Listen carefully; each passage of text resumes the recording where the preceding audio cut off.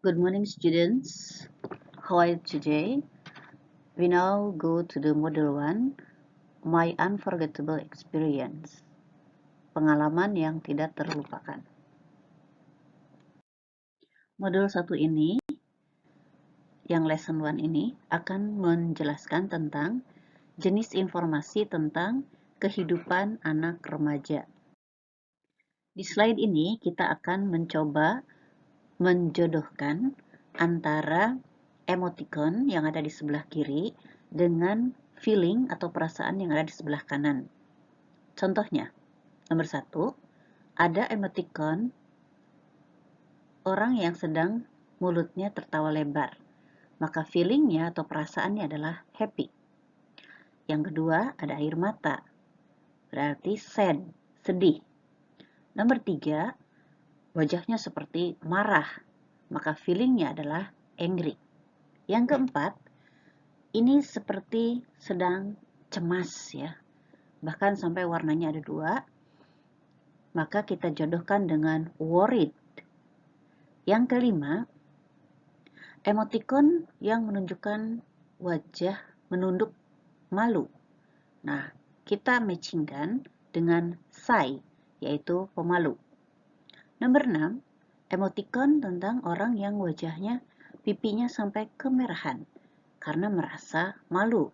Maka kita matchkan dengan embarrassed, jadi malu ya. Nomor 7, ada emoticon yang mencibir. Nah, lidahnya menjulur. Ini maka kita matchkan dengan silly. Silly itu artinya adalah dungu ya. Yang ke-8, emoticon ini adalah orang yang sedang menunjukkan ekspresi kaget. Maka kita matchkan dengan feelingnya surprise, yaitu terkejut.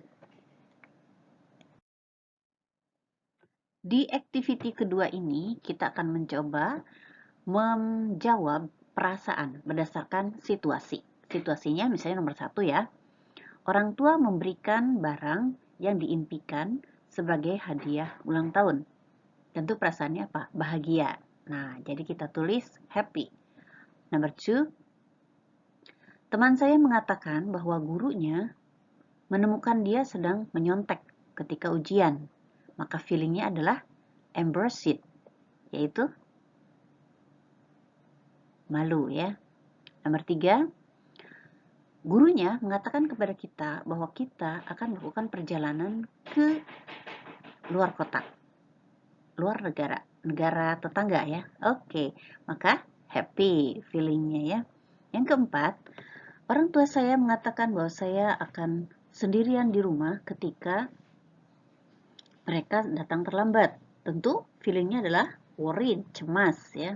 Nomor 5, kita akan menonton film dengan judul Malam Jumat Kliwon Now. So, pasti feelingnya takut ya. Kita tulis afraid. Nomor 6, saya menang dalam lomba pidato bahasa Inggris. Surprise, terkejut. Happy, gembira, boleh juga. Nomor 7, teman lama saya tiba-tiba menelpon saya. So, feelingnya adalah surprise, terkejut ya. Yang ke-8, saya memerlukan penghapus, tetapi saya tidak dapat menemukannya. Teman saya mengambilnya tanpa izin saya. Bayangin, berarti apa feelingnya? Angry, ya betul, marah ya. Nomor 9, teman saya mengatakan kepada saya bahwa kaos kaki saya berbeda warnanya, kiri kanan beda. Berarti apa tuh? Silly ya. Ya, dungu. Ya, oke, perasaannya gitu. Nomor 10, saya mengatakan sesuatu dan teman saya mengatakan bahwa saya salah. Nah, itu apa coba feelingnya? Kalian sendiri pikir ya. Dan lihat di modulnya. Di situ ada jawabannya ya. Oke. Di slide ini adalah activity ke-7. Di sini kita akan mencoba memasangkan kolom yang sebelah kanan berbahasa Indonesia dan kalian harus mengisinya dengan past verb atau verb kedua ya, istilahnya begitu. Contohnya, bahasa Indonesianya adalah tidak mendengar. Berarti past verbnya adalah didn't listen ya, tidak mendengar. Next, Indonesian, tidak menjabat tangan. Didn't shake. Berkata, talk it. Menjelaskan, explain it. Memberi, gave. Menyapa, greeted. Memperkenalkan, introduce it.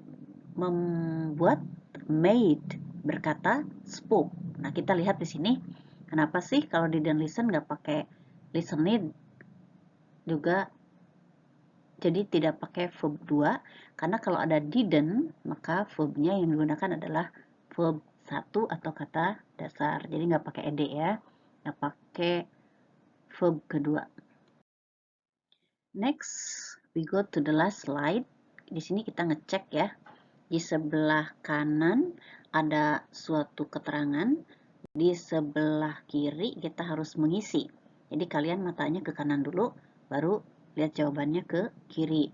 Nah, untuk menjawab kolom yang kiri, maka kalian mengambil jawabannya itu dari box ya, dari kotak. Yaitu ada kata emoticon, present tense, irregular verbs, regular verbs, past tense verbs. Oke, kita mulai baris pertama. A pictorial representation of a facial expression to express a person feeling or moods. Nah, di situ ada perasaan seseorang. Ada mood, ekspresinya gimana? Berarti apa? Emoticon. Ya, oke.